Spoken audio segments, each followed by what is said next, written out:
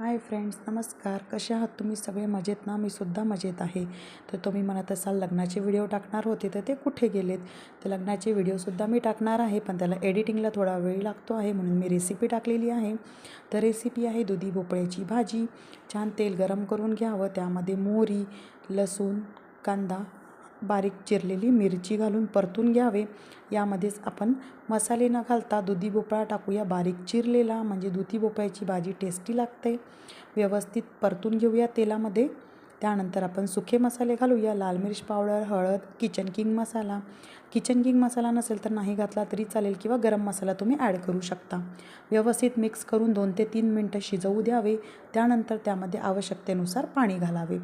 दुधी भोपळ्याला पाणी सुटतं, त्यामुळे पाणी कमीच घालावं. तुम्हाला रस्सा हवा असेल तर पाणी तुम्ही जास्ती ॲड करू शकता. यामध्ये चवीनुसार मीठ घालून भाजी व्यवस्थित शिजवून घ्यावी. लाईक, शेअर, सबस्क्राईब करायला विसरू नका.